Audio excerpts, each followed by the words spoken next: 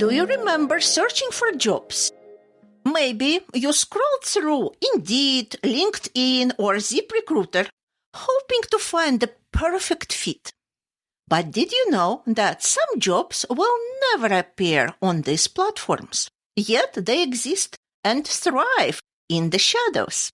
From psychic investigators to ghost hunters to voodoo priests and priestesses, an entire world of professions operate beyond the conventional job market. These careers aren't just myths or Hollywood fantasies.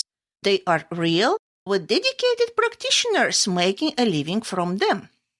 Today, on our Magical Professions podcast, we're joined by someone who has spent considerable time talking to these people, Jeff Lipman, host of the Garden of Doom podcast.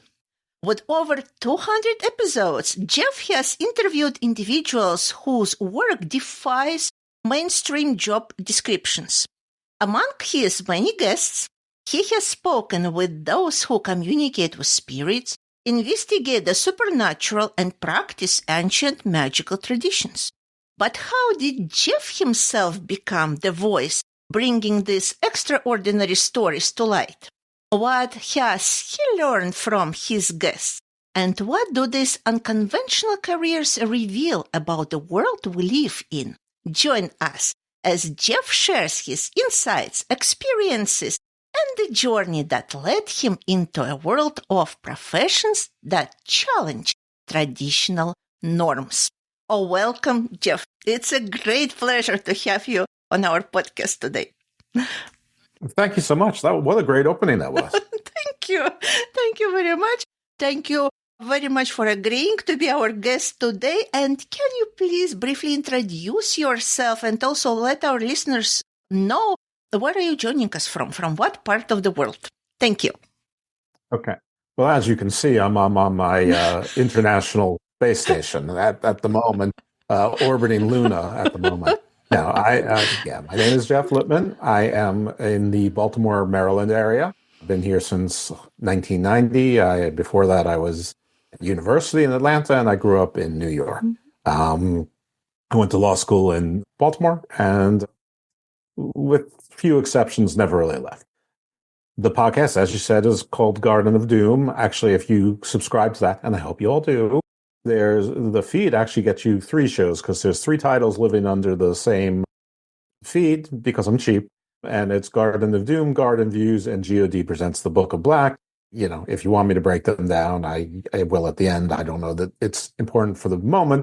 Most of the people that you want me to speak about probably were on Garden of Doom.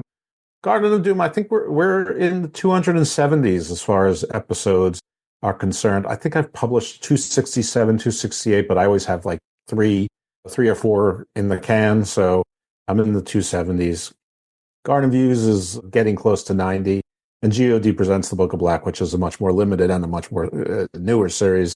I think we're about to get to 12 or 13. So. Yeah.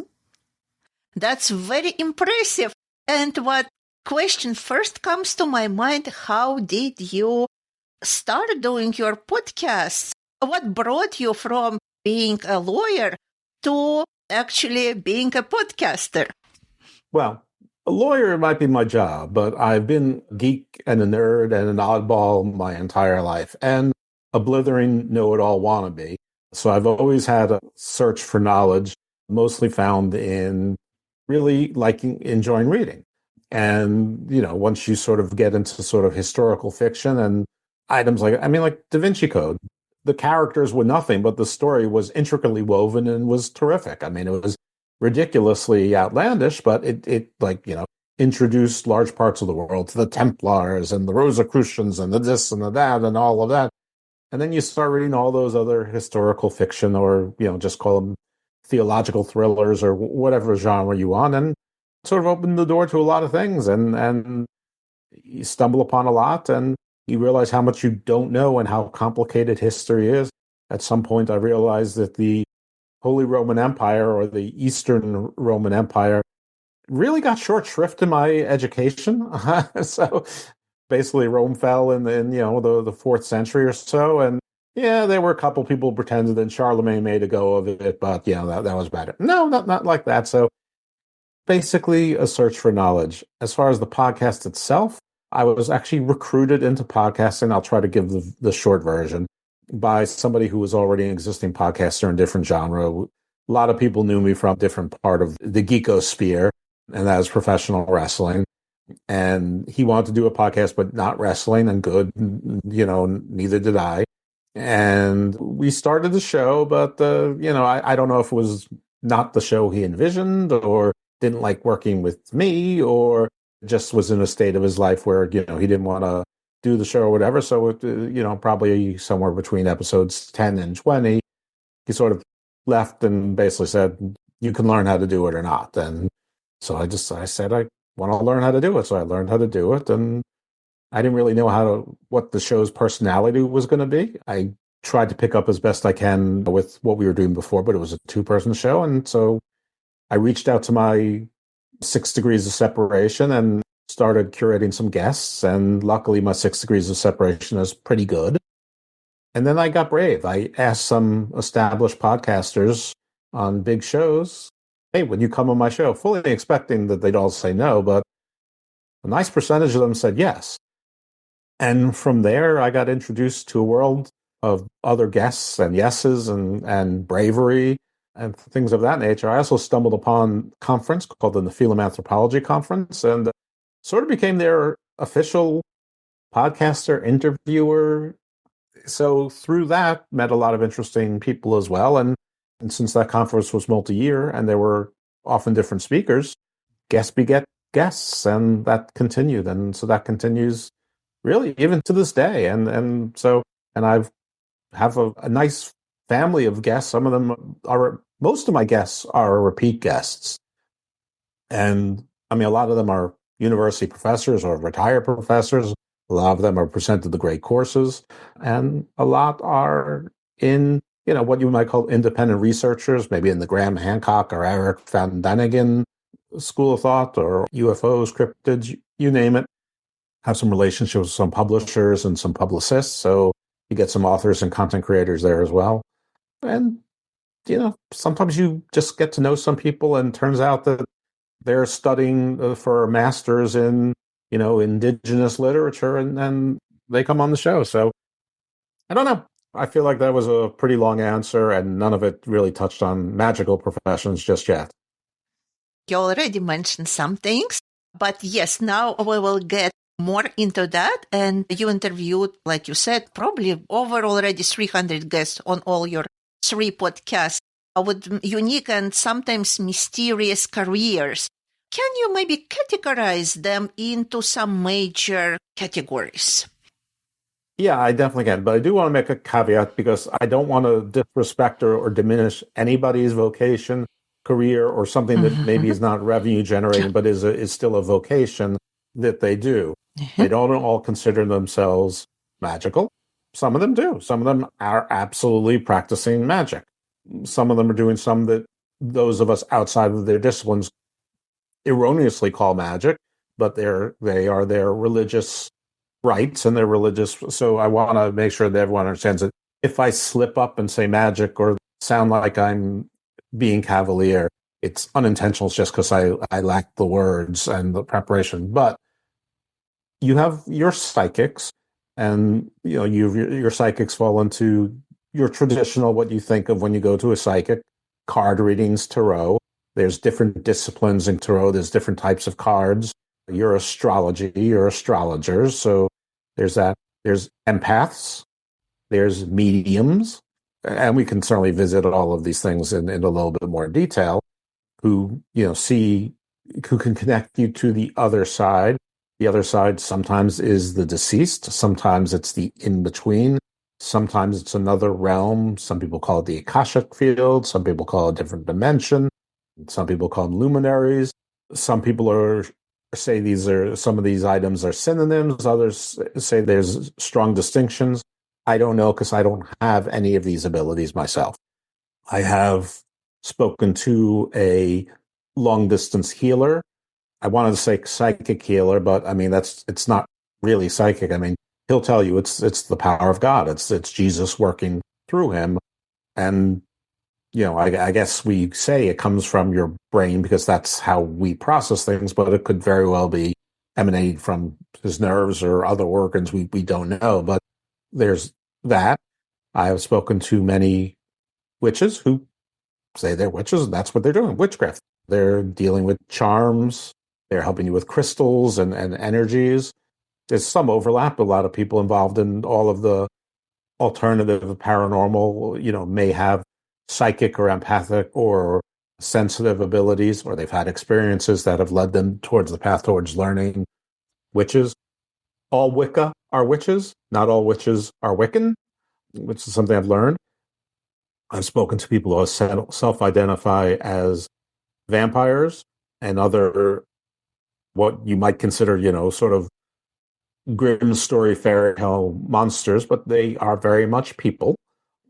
And, and sometimes their jobs are related to that, whether it's a ghost tour, whether it's acting, whether it's doing psychic readings or tarot or anything, or initiating people into the rites of whatever their coven or their house or their family does. I know someone who runs a not-for-profit. It's, just treated like any other religion. It's a church for people of the night side. So running a not-for-profit and organizing events and things like that is part of what she does. And then we have our Bigfoot hunters, cryptid hunters, a cryptozoologist who it's part of an international organization. That's the job. They raise money through various means. They write, they publish things. I mean, the gentleman I spoke to, he's been on multiple expeditions to Indonesia, to South America. He's been practically everywhere. I think he's been on every continent except Antarctica. And he's pretty sure that he actually found a formerly unconfirmed species of orangutan in the South Pacific. I think it was in Indonesia, Malaysia. I'm not Jakarta, maybe some. I listened to the show for it to get the exact story. I've spoken to people who have found Bigfoots or said they have. I've spoken to people who have searched for Bigfoots, lead expeditions, and say never found it, but pretty sure that they found us. And people who do seances, you name it. Of course, UFO researchers as well. Well, I mean, it's not magic, but it's magic adjacent. I mean, anything that we don't understand, as Arthur C. Clarke says, presents as magic. Yes, quite a few people you've met over the time of your podcast. Maybe you can provide an example of an interview that surprised you the most. Wow. Surprised me the most. I'm sort of unflappable. So I will say that the paranormal community in New Orleans has been amazingly generous with their time, their openness, their referrals to one another, completely transparent. Not that there's anything to hide, but I'm not from New Orleans. So it's not like, I had any contacts or anything, but I've spoken to many Mambos. I spoke to a woman, she's actually of Ukrainian descent, Caucasian, Jewish. I believe she said she was the first. I'm not sure if she's the only, but she was the first Caucasian inducted as a Mambo, which is a voodoo priestess in Haitian voodoo in Haiti. There's voodoo, there's Haitian voodoo, there's non-Haitian voodoo, there's Santeria, which is sort of a cousin. There's also hoodoo, which is also sort of a cousin. There's a whole miasma of not miasma, like a bouillabaisse, a jambalaya, to steal a New Orleans phrase, of sort of religions that sort of blend Catholicism, West African religions of Orishas and whatnot, and indigenous religions from the various peoples that lived in the Caribbean and Mexico and America before it was the United States of America. And also from, I said West Africa, but also the various peoples of West Africa. It's not like it's a monolith also. So that's why there's so many things that are different there. But I would say when I spoke to, I think her name is Sally Glassman. Her last name is definitely Glassman. I have her book. I can see the book, Voodoo Visions. I can't read the author title because my eyes don't work that well.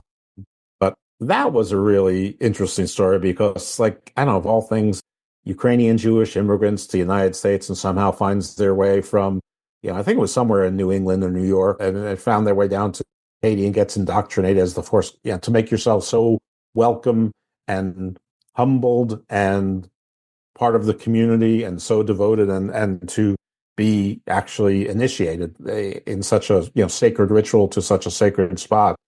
I mean, I still don't know how that happens. And probably because my lack of vision is why something like that doesn't happen to me.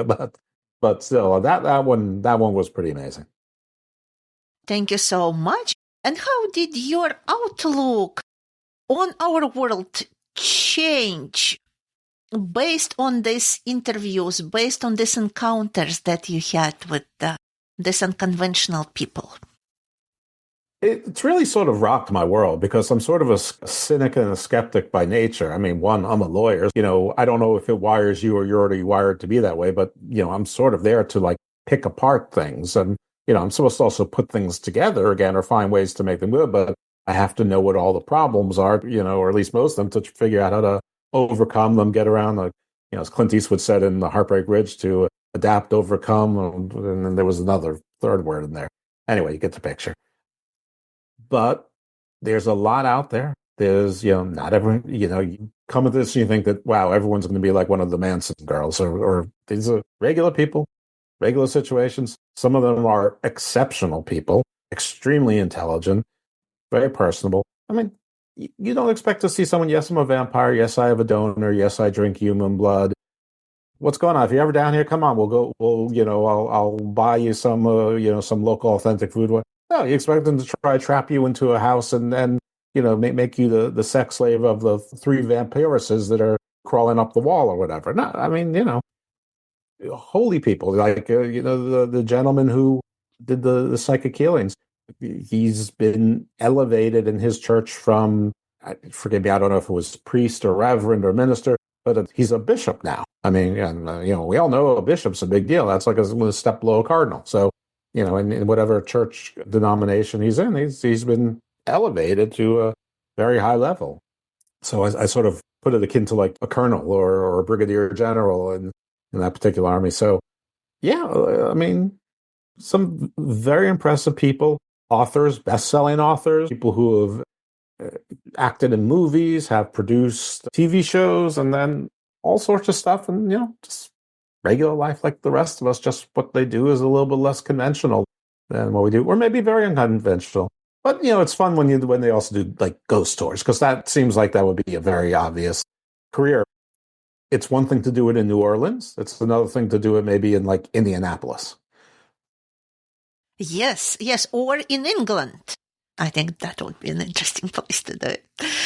So, oh yeah, I did. I met someone who she actually started the ghost tour thing in England because there wasn't one. She was American. She was a grad student, and so she wrote a book about it. But that's not a magical profession. That's just somebody who saw a need and they were curious and turned it into something while they were going to grad school. And it's an interesting story, but it's not exactly our topic. Yeah, it's interesting because I visited some castles in England, and they usually have like sound effect and saying that, there is a host living there. Yeah, but, how much truth and are people investigating things there? That's interesting to find out. But what do you think draws people into these somewhat unconventional professions? The people are as varied as, well, everybody. So different things. I mean, some of them, they had a calling. They whether it was some sort of trauma they experienced that they overcame and something helped them through that and they don't know what it was. Others just the kind of calling that you hear about that, they had a vision or a spirit spoke to them that became like a guardian angel type of thing, constant friend that led them on a path. Others, they had an experience. I mean, whether they feel like they were visited by a ghost or some sort of spirit or apparition or an angel or a demon or a UFO or, alien visitation, some not particularly welcome. And these left them on those paths. Others, they just knew that they were different and they figured out what it was through trial and error and realized what their calling was, and I guess just became comfortable with whoever they were, maybe a little bit younger than someone else in that situation. They became the leader. And so because of that, they were the leader, and they're like, this is your safe haven. Come with me. Others, I don't think they ever felt like, I mean, a lot felt, I don't think like they felt like they ever had a choice. I mean, they always had some sort of connection. I mean, the people call themselves sensitives, which we might call psychics or empaths. I don't think they have a choice. I think the emotions hit them too hard, or the voices or the feelings, whatever the read is, and there's only one way to deal with it, and that's to deal with it and channel it. So they do. So I think in all these cases, there's probably some sort of calling, whether it was induced by a good thing or something bad. I mean, or in between, there's oftentimes a triggering event, but the triggering event might just be puberty, or might just when you were a kid, you heard a voice and saw a vision, and you kept seeing it. You thought it was a dream, and then you realized it wasn't a dream, and you're a teenager now, and you're like, I have this extra thing that's a part of me. Maybe you can recall a story that really surprised you about how a person got into this unconventional profession. I think, well, I skipped the most obvious thing. Some of it's conventional. Some of it is just their sense of wonder and curiosity, just like mine. They read the encyclopedias. They watched In Search of when they were a kid on TV, The Twilight Zone, or maybe later on Ancient Aliens, or the History Channel after 8 o'clock, or whatever it was, and they followed it instead of going a conventional path. They followed it, or they did follow a conventional path, and their conventional path led them to a degree in cryptozoology or anthropology or whatever, and they were able to turn that into looking for non-traditional things. I mean, cryptozoology is a real field. I mean, everyone thinks it's looking for Bigfoots and dinosaurs and monsters, but it's not just that. It's also looking for either new animals, or animals that thought were previously extinct, or animals that we know that are alive, but there's different sizes to them. Like like for instance, there might be a fox that's 40% larger than what we think foxes are, but it also includes looking for Bigfoot or Sasquatch, Yeti, and Yowie, whatever you want to call him or her or them. That's really fascinating how different people get into this field. And one thing I'm just thinking about, that the person should somehow not to be sensitive to the opinion of other people. Because if we want to do something that is somewhat unconventional, we might start thinking, somebody will think about this, somebody will not accept, maybe my friends will not understand me, maybe other people will not understand me, and so on and so forth. So there are certain qualities, character traits that probably are common among people in not really traditional professions. So what do you think those qualities are? Maybe you can see some common traits among people that you interviewed. First of all, I don't want to paint what's probably close to 4 to 6 dozen people as one. And I know I keep repeating that, but I think it's important.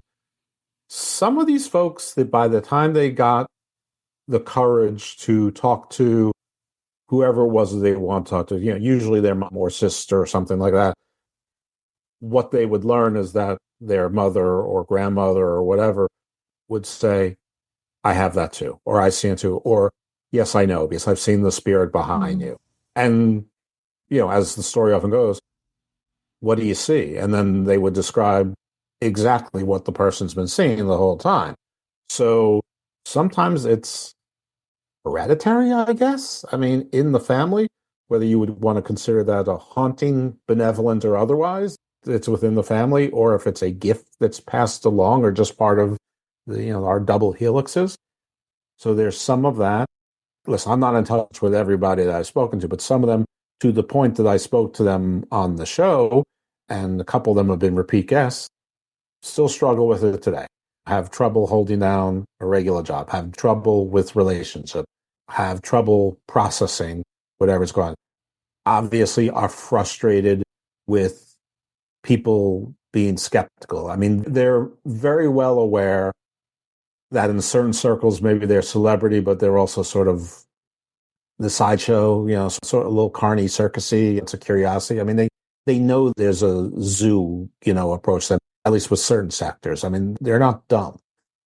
But what are they going to do? They're going to write books and hope that they can make some money off it and make a living off it so they can eat and pay rent and do whatever else they do. Some have gone on the conference and convention tours. Others not so lucky, but they're trying to funnel that creativity into other ways, or their experience into maybe a screenplay or play or something of that nature. And some of them just, again, I think it helps if you live in New Orleans or you came to comfort with yourself, or if you were just a confident person like earlier in life. Like I imagine the Madam X, who is heads of I'm just going to call it the Nightside Church, which isn't the formal name, but I think she was a model. I think she has a lot of confidence, and I think that made it easier for her to accept what she was and to have others come to her. And then as your people flock to you, it's sort of like Charles Xavier in the X-Men. To me, my X-Men, once you get your core group, it's easier to recruit, and everyone feels like they're part of a club. So, and everyone wants to feel like they're part of a club, as near as I can tell. It's just you don't always get to pick your club, and I think some of these folks did pick their club, but again, I don't think they had a choice. I don't think you wake up and say, "Hey, today I'm going to identify as a werewolf or a vampire." I think you probably fight that as long as you can, because you want to date the cheerleader or the guy in the heavy metal band or whatever is cool these days. Probably neither of those things, but everyone has their own story, and that's sort of what the show's about. Is that everyone has their own story or some sort of expertise. I mean, Garden of Doom doesn't specifically focus on people with magical professions, as we call them on this show, but that's some of what has come my way and some of what I meant. It certainly fits within the jurisdiction of the garden, but the garden's jurisdiction is wherever my mind goes and wherever curiosity takes me and whoever leads me to whomever. It's sort of a weird show. I mean, it's sort of genre defying. I sort of describe it as Joe Rogan without the celebrity and without the overly bro culture, but maybe the same kind of variety and a similar quality of guest. I mean, like The Undertaker and MMA fighters aren't going to be on my show, but I have had pro wrestlers and I have had professional athletes, maybe not major leaguers, but I did have a world champion in a form of martial arts. And so, yeah, I've had some professional wrestlers who were champions on TV and things like that, and world champions with the biggest companies. So it's, Rogan light, but it's also like, I think it's a little bit more academic, a little bit more fair and balanced. And again, a little less embracing conspiracy, though, but we'll certainly listen and be respectful to our guests. I know you love history. You talk about that a lot. You talk with archaeologists also. So if looking at history, how do you see this more type of unconventional magical type of professions evolve through time? Do you think we see any changes of what was before and what do we see now? And before, I mean, it might be thousands of years ago, maybe 100 years ago, as much as you are familiar with the development of these professions. I think they were always there. They might not have been considered professions. Maybe they were. Maybe they were burned at stakes. Maybe they were considered prophets and oracles. Maybe they were considered a detraction to their family, the unmarriable, stuck in a convent or fed to the wolves as young and like a snow whitetail or whatnot. I hate when I say whatnot, so I try to find a different word and I can't think of one. But I mean, I think there's a lot more of us now. We seem to be probably of a similar age. I mean, I remember when we hit 4 billion people on Earth. There's now like 8.2 billion people on the Earth. I think up until 1,000 years ago, it was still under 1 billion. So there's a lot more of us. The printing press certainly changed a lot. Electronics and radio certainly changed a lot. I mean, you can see the growth of it, how what might have been considered as cults or sects or local beliefs became movements like anthroposophy, theosophy. So where before the Rosicrucians might have been fairly small, and the Freemasons spread because they put temples everywhere, and they sort of, were loosely affiliated with other churches. Most things sort of stuck to themselves. But now it's like, if you have more than 30 or 40 people in a group, chances are that somebody's making a documentary about whether it's the vow or the gift or the Branch Davidians or whomever it is. I mean, we're in the age of so much social media and mass. Everybody knows everything. Everybody's filming everything. Everyone's a TikTok star. Everyone's a podcaster. And there's more ways to get your message out, and there's more ways to monetize, or at least try. So I think it's more accepted, because I do think that, I don't know what the reasons are, and there's people can speculate, and I can speculate, but I think that there's a spiritual hole in a lot of people's insides that isn't filled by community, isn't filled by regular religion, isn't filled by work or whatever the case might be. So they look for alternatives. And, that used to be called New Age, but New Age really is simply just old age in some ways. And by I mean old age, I mean like 8 to 12 to 30,000 years ago kind of things. Though some of that's bull also. I mean, the whole paleo diet, it's that all we ate was meat. As it turns out, we were more vegetarian than meat was sort of something that if we got it, great. That came later. But anyway, I think it's our proximity towards getting messages out much more easily now than it ever was then. Roman emperors consulted with astrologists. Who were they? Some people were considered prophets. And we were also told to beware of false prophets. Well, what do you think the ratio was there? Probably 793 false prophets to every person who was considered a prophet. And out of, that one prophet, how many of those, got any, beyond cult or local status? Probably 1%. Your Elijahs and your Ezekiels and your Daniels and your Josephs and your Jesuses and your Muhammads and your Buddhas. That's probably 1 out of 1,000 of that 1 out of the totally made up 793, or 794. But so I think they were always there, but the others maybe ended up on stakes or crucifix, or were called heretics or blasphemers, called other things, that were punishable by death back then, whether it's calling them homosexuals or calling them witches, or pretty much whatever society you were in. Plenty of things could have gotten you killed, and on the wrong side of the powers that be. Maybe they owed you too much money. I mean, that was a lot of the Salem witch trials, as I understand it. Actually, in our days, in 70s, 60s, and 80s, many people ended up in psychiatric hospitals and treated there against their, of course, will and whatnot. So, yes, the history sometimes is dark. And I think probably UFO investigators, people interested in that topic, it's a fairly recent development. What do you think, compared with, let's say, 100 years ago or more?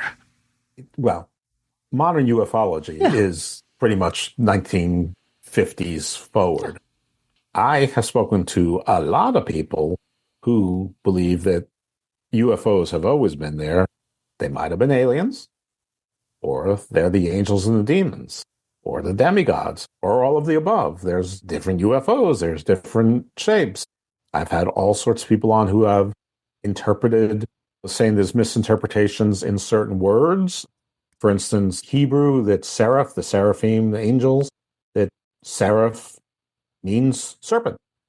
And so the flying serpents sounds a little bit like a dragon, a little bit like a flying snake, a little bit like the Chinese dragons, the great creator of the world. So I think cherubim, which is, people think cherubs like little Valentine's Day, the little fat little baby things. Well, the cherubim in the Bible, believe me, are not described anything like that. But cherubim, I've spoke to someone who he said his translation, according to the version of Old Hebrew, listen, I don't know these languages, but he said that it means edge. And edge is a craft. And so there are people flying in the crafts. And the seraphs, they're also crafts. They weren't actually flying lizards, but there was just a longer type of craft, which then you go into the Vedic traditions in India. And I mean, they basically had a war of the gods, including battle tanks and fighter jets and bombers from the sky. And and all of that stuff. And then you hear about Ragnarok and the Taitnakami and things like that. Say, well, I mean, it's really not all that different. It very well could have been the way people interpreted, and Thor flying around fighting a giant serpent that's encircling the world. Well, that sounds like it could be a big battle cruiser and fighting another battle cruiser. I don't know.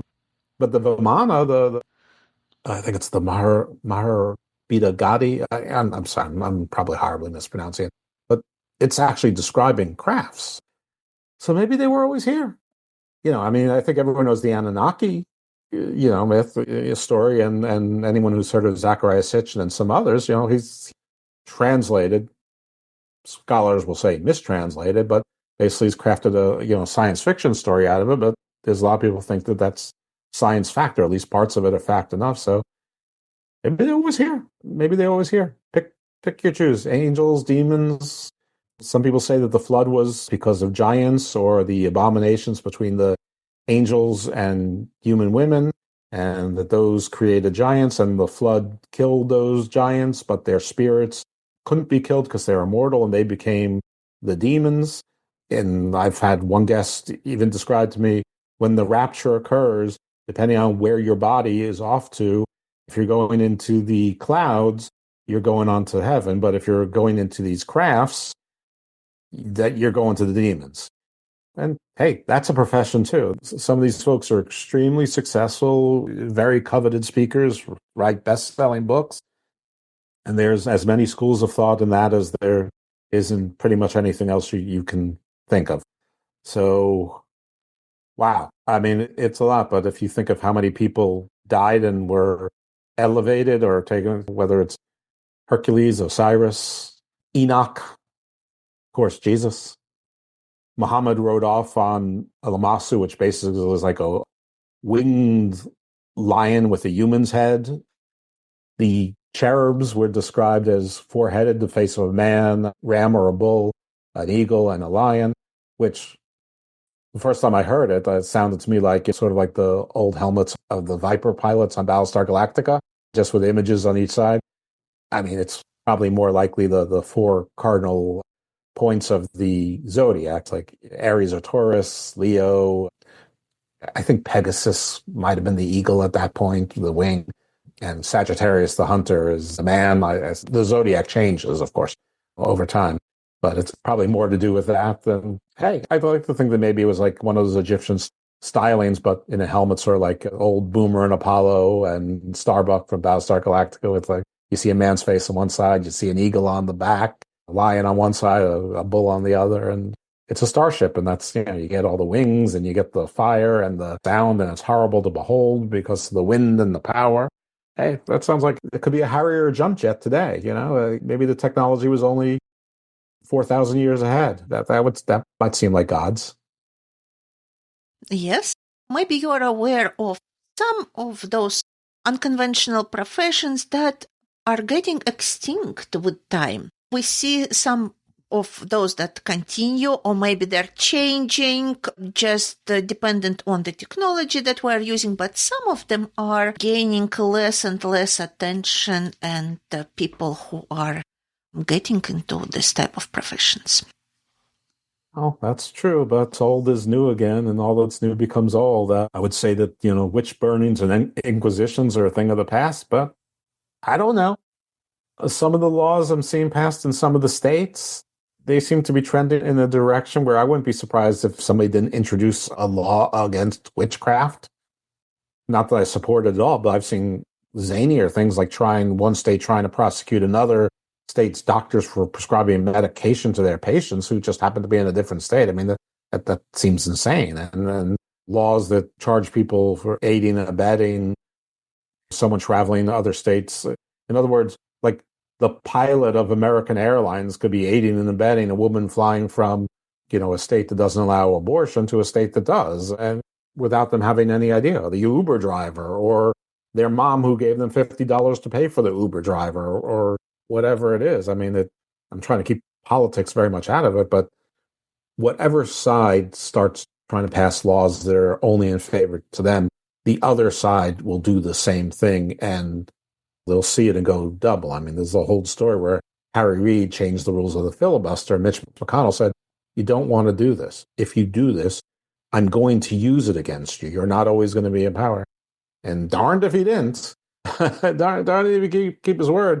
But speaking of senators, former senators, that same Harry Reid, I mean, he's a UFO believer. He was one of the biggest supporters of UFO disclosure and investigations. I mean, he was the Senate pro temp, the president of the Senate, majority leader and minority leader for a while.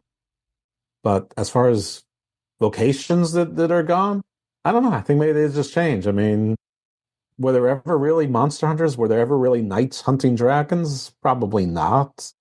Were there ever saints getting rid of snakes? Probably not. But are there still people trying to convert you individually or in lands?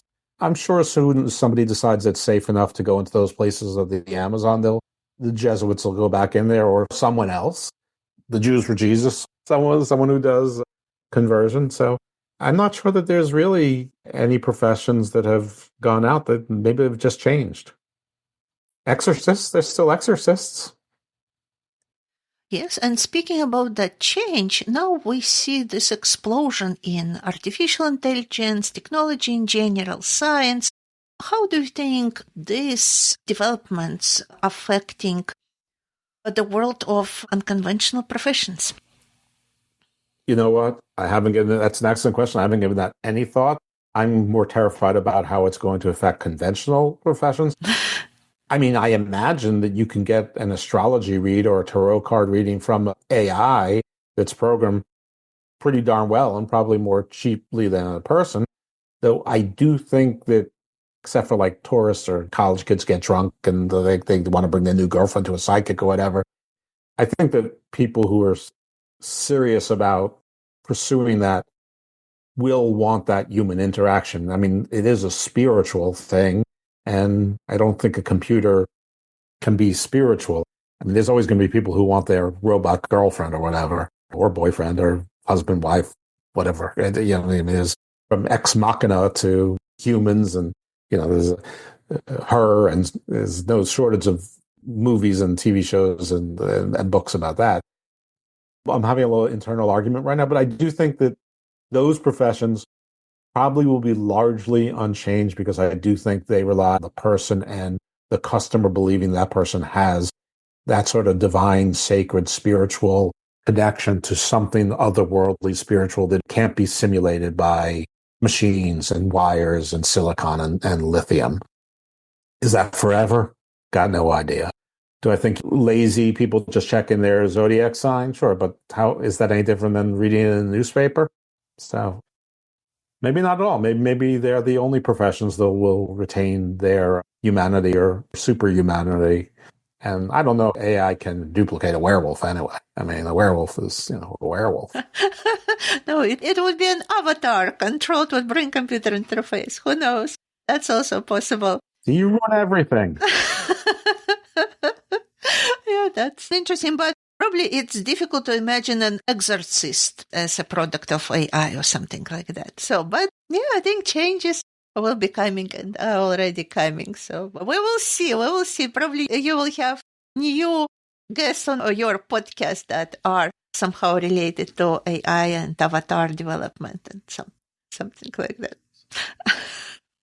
Well, now you've given me something new to search for. Listen, I've said this podcast needs to last another 5 years. And here's the reason. I have been told that the Great Reset starts in 2027, but definitely will be starting by 2029. So if there's no dragon coming out of the heavens with 7 necks and 10 crowns by 2029, I'm just wrapping this thing up. Conversely, if there is, I mean, we're all wrapped up. So I'm either being raptured or I'm not. I'm going to either be one of the 144,000 witnesses or I'm not. And either way, if it doesn't happen, I'm done. If it does happen, we're all done or saved. So we will see. We will wait until 2027. Okay. And you already mentioned that, of course, we all know about people called witches being burned. And right now you also mentioned that there might be some laws prohibiting witchcraft. My next question is, how do you see these unconventional careers in general to be accepted in current society, and do you anticipate any changes in the future? It's hard to anticipate the future because you never know where things flow. And I mean, you can gauge things by elections, but that's really imperfect. Despite the extremes of both parties, I mean, I don't think either party really won. It was the differential was 0.8%. It just happened to fall right in all of the swing states. So I think most people are the same. And then when either party overplays their hand, they just empower the other party. And then the other party thinks that everybody's on their side, so they overplay their hand, and then it swings back. And it doesn't seem like the political class ever learns their lesson. And what does that have to do with your question? Is that I think that this will be untouched. I think that as long as there's so much dissatisfaction with our government, and of course I'm speaking about the US, though I have yet to meet a person from any country that's happy with their government, which I don't know if that's comforting or terrifying. But as long as there's that kind of dissatisfaction, I think there will be that spiritual void, and it might only grow. And I think more people will look to other things that are alternative. And, not all alternative leads to supernatural, but they come close, whether it's yoga or Reiki or meditation or LSD, or sometimes these things overlap. Seeing visions, becoming more one with the planet. I mean, a lot of people think the original religion was worship of the earth or worship of the ancestors. So that all sounds very woo-woo, but is it? I mean, is it crazier to cherish and revere the place that we live as opposed to, what might be imaginary, all-powerful being or beings where we just out of reach, or that if we do behold them, that we'll be burned blind or turned into a pile of ash because we can't behold the glory? That doesn't sound so glorious to me. So maybe you have come across some places where these unconventional professions are more accepted by society compared with other places. I mean, I think every city probably has a neighborhood. So I'm in the Baltimore area. People call it Smaltimore. And because there's like every 3 or 4 blocks, there's a different neighborhood. Like the Wire wasn't lying when Greektown's Greektown, Lithuania town's Lithuania, Polish town is Polish town. Little Italy is Little Italy. There's, that, and it is like that. So, I mean, I think that where people stay in their ethnic ghettos, I don't mean ghetto like poor, I mean ghetto where you're same, it's mostly homogeneous ethnically. A lot of old-fashioned ways, traditional ways still exist. I know every religion has a mystic aspect to their religion. And it fits because religion is mystic. So Judaism is Kabbalah. There's Sufism with Islam. All of the things we name, Freemasons, Rosicrucians, Templars, Cathars, Essenes, all offshoots of some version of Christianity. There's always mysticism right around the corner. But cities like New Orleans, hotbed, definitely. Think other parts of the world. I mean, I think as you get to, smaller towns and smaller villages, there's more. Maybe it's superstition. Maybe it's wisdom. Who are we to judge? I'm gonna put my vote on Louisiana as New Orleans as being where it is absolutely not just accepted but celebrated. What do you think this search for a meaning, the search for supernatural or mystic reveal about us as humans? Why is it important for us? That is so beyond my degree. So as somebody who's not trained in this area whatsoever, I just think that, one, we all like to belong to something, but I think that we're also animals, so we see each other as rivals. So I think there's something in the DNA that makes us rivals, but we're social animals, so we try to find our packs, and not all packs work out. So you try to find another one. In this age of so many people, it's ironic that you never need to leave your home to do anything. I work from home. People call that telecommuting. No, I work from home. My wife broke her leg a couple months ago. She had surgery. She couldn't walk. And from that moment on, she's like, are you going to do the shopping with Frank? That's her son. He's 25. I'm like, nah, I'm lazy. I have never used Uber Eats or DoorDash in my life until then. Now I'm not sure that I will ever stop. I cannot tell you how much money I've spent on their fees and giving the person the maximum tip just because I'm lazy. And I'm not saying I can afford it or should do it, but I don't know that I'll ever go out to get food again or groceries if I don't have to. And it's a shame because we're seeing every store go out of business. But the fact that you can socialize and have your entire social life with people that you will never meet in person. We're seeing each other over there. We'll probably never meet in person. And this is more personal than most social interactions. So I think that while we're surrounded by stimulation and people, we're not. It's just zeros and ones. So I think it's isolation. I think it's a sense of isolation. So you can either be a shut-in or you can be the hermit on the mountain, which I'm sort of comfortable with. You can go mad or become depressed or succumb to whatever condition you're in. You can fight the tide and you can go out and be a social person, and hopefully you don't develop a drinking problem or whatever. Or you can find it in some group. Now, maybe that's your fraternity. Maybe it's your softball league. Maybe it's your poker game. Maybe it's your golf friends or the gym or whatever it is. But even with those things, some people still need something more. And that's not always going to be religion, especially when the number one religion in the world, if it counts as a religion, is atheism. So atheists are not aspiritual. And in fact, a lot of atheists are extremely spiritual. So what are they looking? They're looking for something else as well. So I don't think it's going to shrink. I think it's only going to grow. I actually absolutely agree with you in that regard. And thinking about that possibility to try yourself in unconventional professions, if you could pick one profession from all those that you explored with your podcast guests, which one would that be?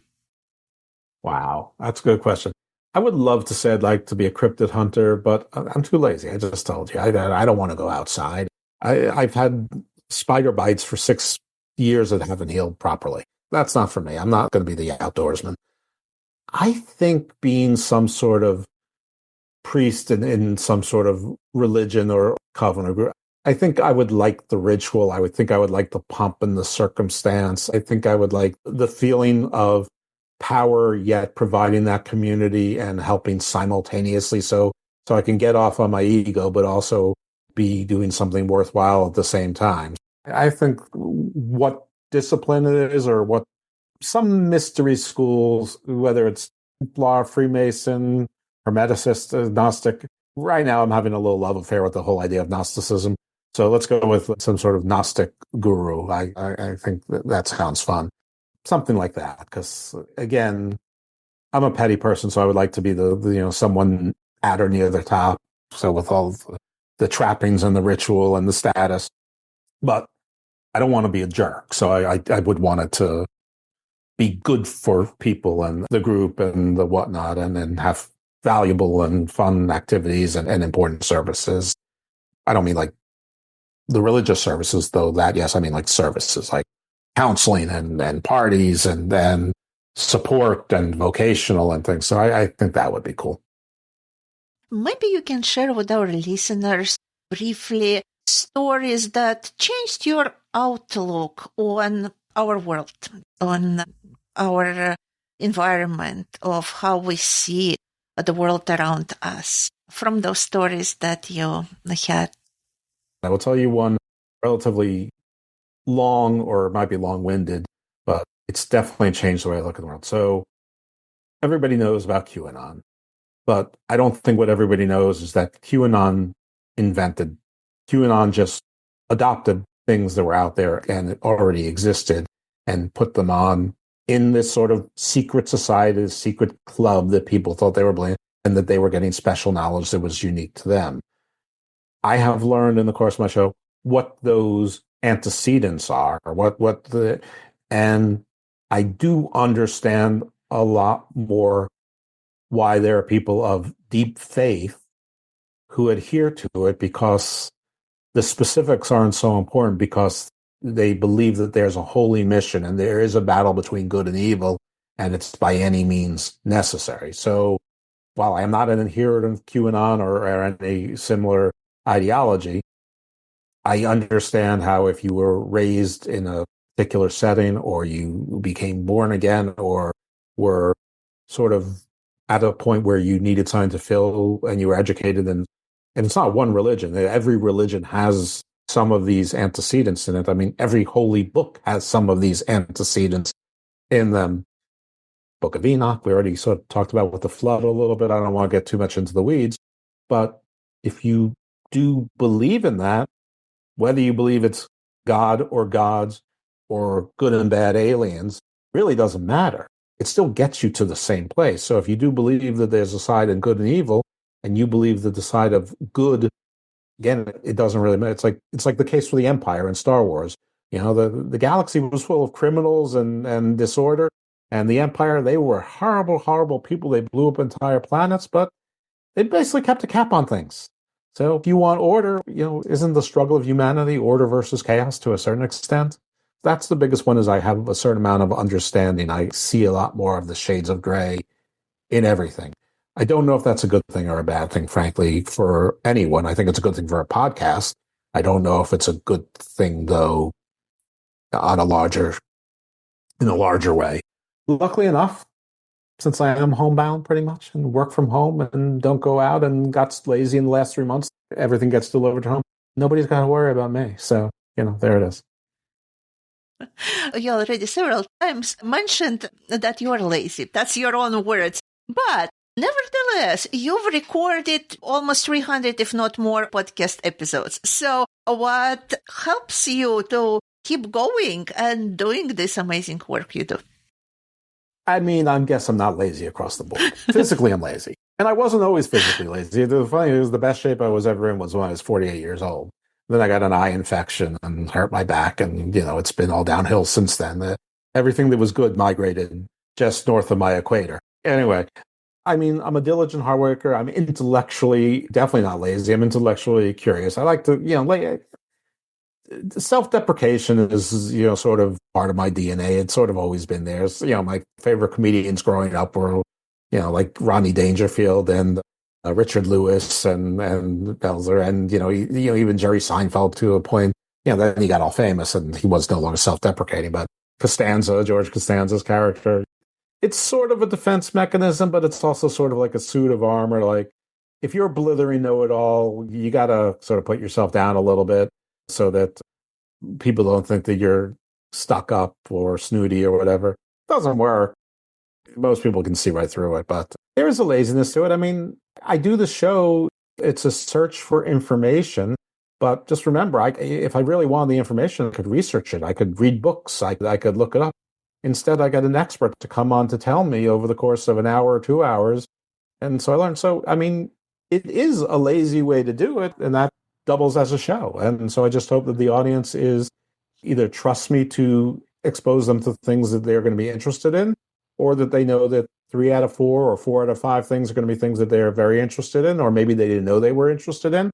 And if there's a flop for them every now and then, that it wasn't a flop for someone else. So, and some things that I thought were absolute flops were not received that way at all. I mean, one of my most popular shows to this day, the life of me, I don't know why it's so popular, but it still is. And it's an episode from like the 30s or the 40s. And now I'm up to in the 270. So it's what people like doesn't have to be the same as what I like, but by hook or by crook or on purpose or by accident, I'm going to get there. And I'm creating an encyclopedia of everything for the world so that they too don't have to research and listen to 27 different podcasts. They can just listen to mine and probably get whatever they need over the course, as long as they either like or can put up with my dulcet tones. By the way, pro tip, once you get used to my cadence, I like to put me at 2 times speed. Sometimes with the guests, it doesn't work so well, but listen at, start 1.25, then 1.5, build yourself up to 1.75. The hour and a half show is 45 minutes. And I do it to myself. I listen to all my shows back. I don't take any offense to you doing it. In fact, like everyone that I've met, I hate the sound of my own voice. And I hate like I said before, like I don't like saying whatnot, but I don't like saying my substitute, which is something like that. And I haven't, I don't want to say et cetera all the time. So, it's little things like that make me cringe that somebody listening probably could not care less about. Yeah, I think it's professional weakness in a way. It's difficult for me to listen to my own shows, and I've heard it from many, many, many other podcasters. So it's difficult to do. But if you put it on a speed dial, it gets easier. How do you think our world would change if unconventional or more mystical, magical professions would be accepted in our society, or more accepted than they are right now? If this would be absolutely normal thing, here is a psychic reader, here is an astrologist, here is a hunter, maybe even jobs listed on main job advertisement engines. I mean, I think to an extent that they are, maybe it's not taken as seriously as say, an accountant's office, but there's plenty of psychics and similar types of storefronts and shops and single family houses that are dual purpose, just right up and down some of the main streets in where I live. Certainly in neighborhoods in the city like Fells Point, you can find that. And I think if it got to the level that you're talking about, I think there would have to have been something that happened in the world to make more people believers. And I think the professions becoming more mainstream would probably be the cause of something more important than just job creation. I think there'd have to be some paradigm shift in our reality or how collectively we perceive our reality. So, everybody, instead of just, some people in Fatima, Portugal, seeing something, that everybody saw something. And it wasn't the aurora borealis was particularly bright because of the angle of the sun or what the case was that, this past summer, where you could see the aurora borealis down in North Carolina when usually you can't see it much past like Massachusetts. Forgive me to any of your international listeners. I'm talking almost entirely domestically, U.S., North America mostly, and north of the Rio Grande for that matter. But I think there'd be a bigger shift. I mean, if more people are just doing that with the same amount of market acceptance, I think they'd go hungry, or they'd have to deliver it a different way. They'd have to deliver it electronically by Zoom and not pay rent, not have an office, not advertise or whatever. It was, they'd be on, Instagram or TikTok psychics or, Edgar Casey, like healing from thousands of miles away. I don't know. I don't have a better answer than that. I'm sorry. Yes. And this question just came up to me. As a lawyer, maybe you can a little bit comment on how these professions are currently legally regulated. How, from a legal standpoint, those people who are doing psychic readings or doing some remedies, yes, those green witches, how they're looked upon, at least in the United States. Well, this is a question I love. I actually used to be on I wasn't on it. I was every now and then I was a guest on a show called The Paranormal Guys. And it's not like I am not any longer. It's just they haven't asked me, but I actually do a sports show on theirs with my oldest son for the UFL. It's like 15 weeks out of the year. So it's not like there's a falling out or anything, but they did a segment called The Paranormal Attorney. And so they would ask me, what happens if somebody kills a Bigfoot? Is it murder? Or what happens if you sell a haunted house? So things. So this is great. So first and foremost, this is going to vary greatly from jurisdiction to jurisdiction. So I'm going to speak in broad strokes. Now, there are certain places like Washington, D.C., where you need a basic business license for every kind of business. So it doesn't matter if you're a psychic reader or you're a neurosurgeon, there's going to be some sort of license there somewhere. Now, the neurosurgeon, the medical licenses, but, it's but if you're selling lemonade, if you're selling edibles, if you're selling shirts, there's business licenses for everything, including psychic, tarot, feng shui, Reiki, yoga. Now, there might be places where those require licensing, but here in Maryland and DC, sort of anything alternative, the sort of the coaching, the yoga, the Reiki, psychic, tarot, not licensed. It's not licensed at all. Massages are licensed, estheticians licensed, lots of things that you might think are, adjacent, but are treated very differently. I mean, Reiki is hands-on, but masseuses need a license. Reiki, not so. Might that change? Sure, it might change. There's certified personal trainers. They absolutely need to have their certification to call themselves that. But there can be plenty of fitness coaches who aren't certified personal trainers. They just can't say they're certified personal trainers. So it's a little bit like that. Now, there might be places either where there's more local licensing. Maybe in New Orleans, because it's so frequent, there's more licensing, or maybe it's so frequent because there's no licensing. I mean, as far as the religions are concerned, I mean, if you are in a 501c3 tax exempt, you're basically operating like a C corporation. You have a board of directors. You have to have a certain amount of independent members. You have bylaws. You have corporate governance. You have minutes. You have parliamentary procedure. Your books need to be transparent. The founder can't necessarily not be voted out. There might be employees, there might not. So, there's actually a whole lot more oversight just because of the nature of the religious entity, be it a voodoo, a hoodoo, a Wiccan, or the night side. If you're a 501c3, there's a lot of that. If you're not, it's just informal and you're not trying to raise money without having to pay taxes on it, or it's all under the table, it's all cash or people in-kind contributions. We have potluck dinner and every Wednesday night and someone brings it in, and Saturday somebody has a party, That's probably largely unregulated as well, but any building of where people gather, those are considered business invitees, whether there's business or not. Usually, so there would be an occupancy permit, which would have to, all the boring stuff. The wiring has to be good. The windows can't crack. If you're here in Maryland and DC, you have to have heat for the winter. You don't have to have air conditioning for the summer here. We're still not that modernized. You need to have smoke detectors, carbon monoxide detectors, handicapped accessible, fire extinguishers. So some of it is just as banal as everything else, but if you are a voodoo priest, the whatever the Church of Voodoo anoints you or sanctifies you, or not sanctify, but gives you your title, elevates you. Nobody else is going to do it. Just like if the Catholic Church makes me a cardinal tomorrow, nobody except the Catholic Church or its other members get to say boo about it. I mean, tomorrow I'm a Catholic cardinal. If the Pope makes me a cardinal, I'm not even Catholic. I mean, that would be interesting, to say the least, and it'd be a really strange choice by the Pope, but I'm game if you are. I'm kidding. I don't want to be a cardinal. Celibacy and all that. Yes, yeah, that's tough. I like my wife. Yep. Yes. My wife she's a smoking hot one. What a great woman. Yeah, I saw the pictures on Facebook. I think it was your wife. Beautiful, absolutely gorgeous. It's ridiculous. I mean, if there's proof of either a god or a devil, her being with me is that proof. We're already nearing the end of our podcast. I know you're an avid reader.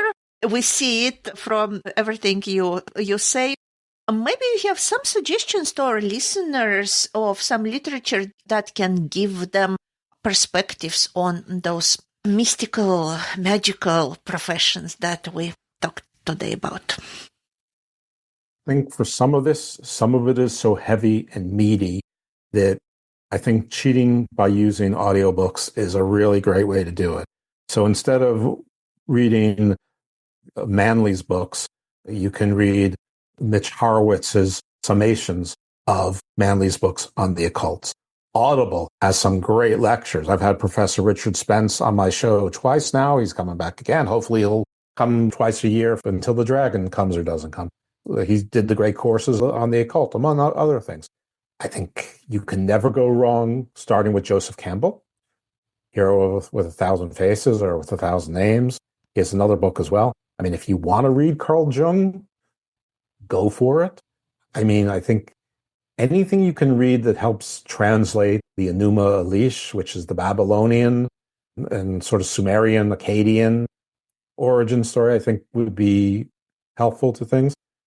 Mark Booth's The Secret History of the World, I cannot recommend it enough.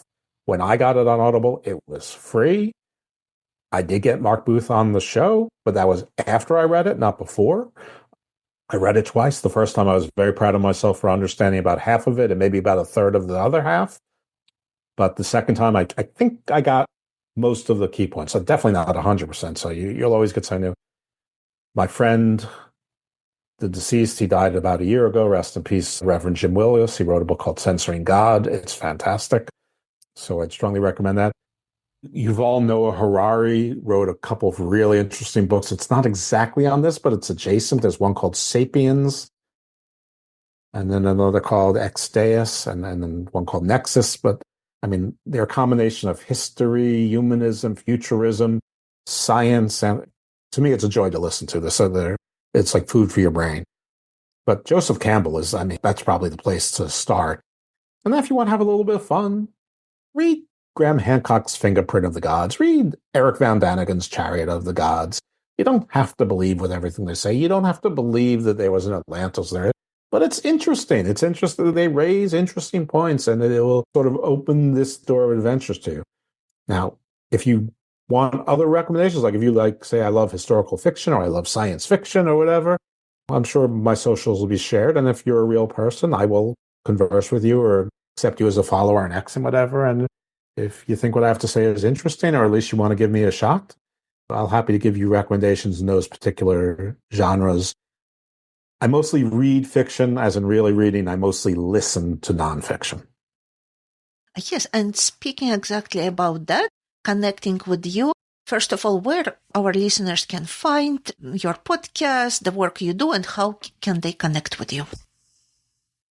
Thank you.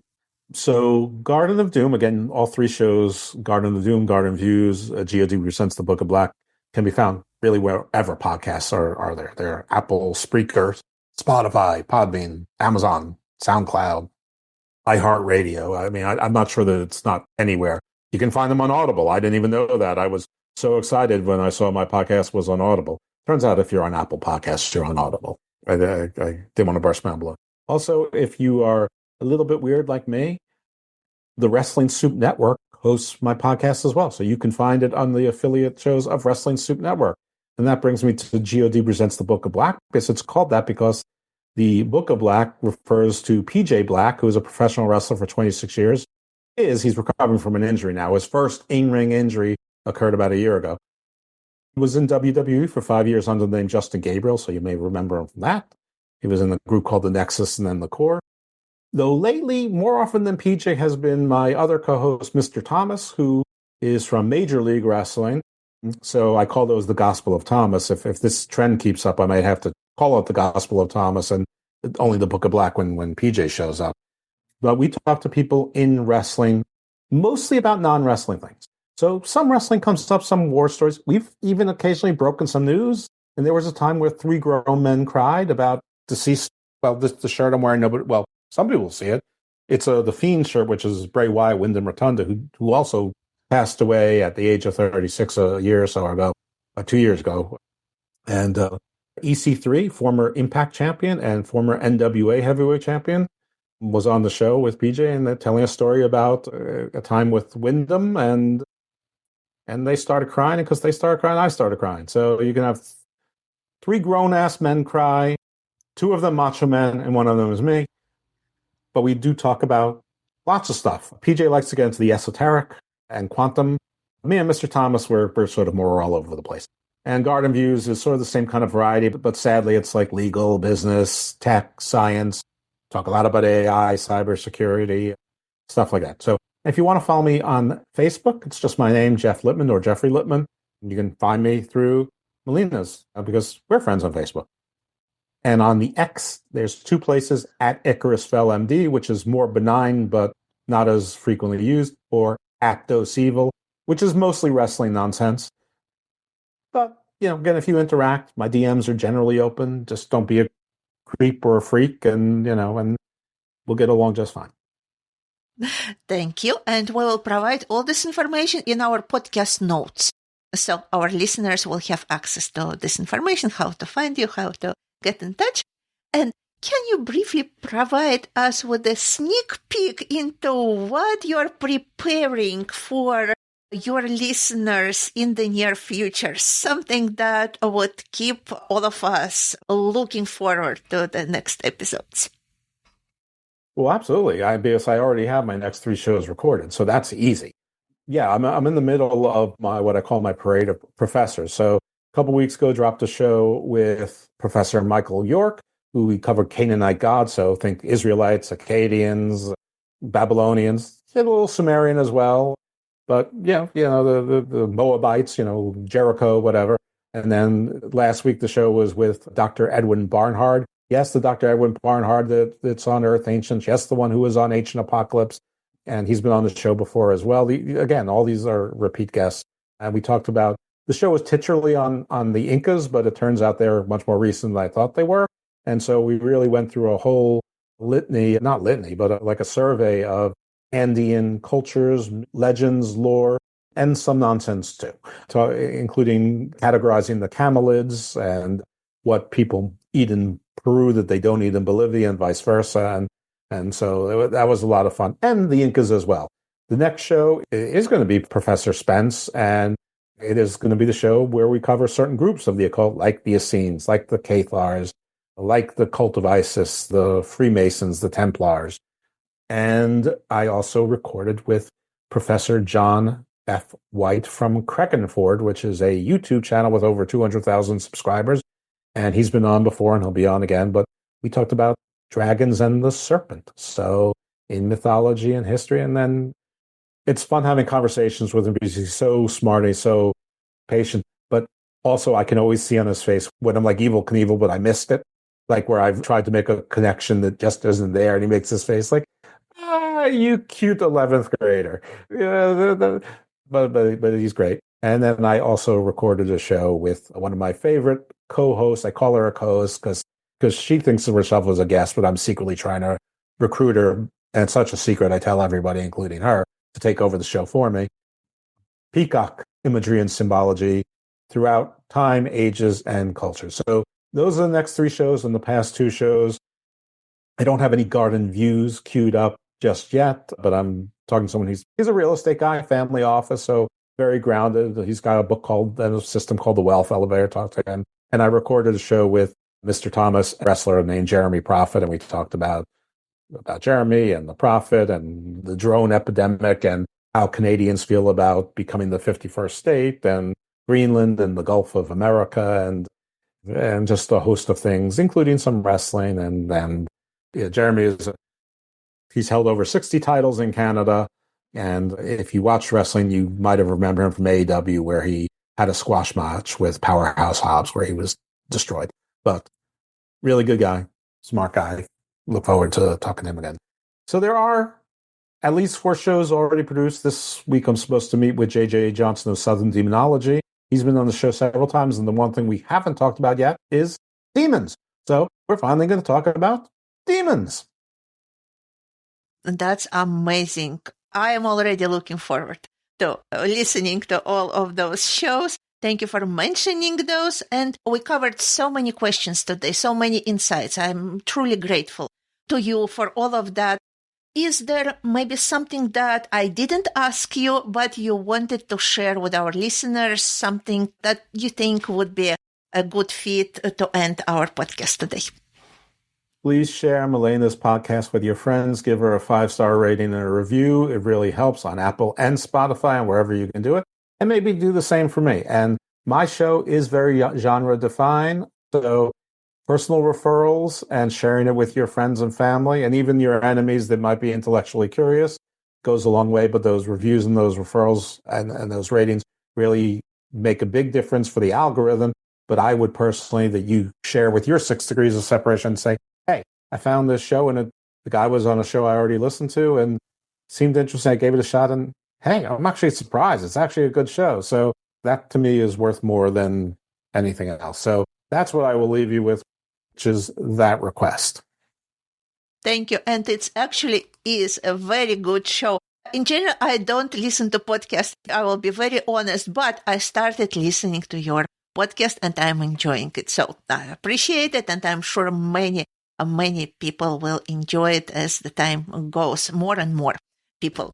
So Thank you very much, Jeff. It's been a true pleasure having you today on our podcast. Wishing you many amazing guests, many amazing new topics, and all possible success. Thank you. Thank you so much.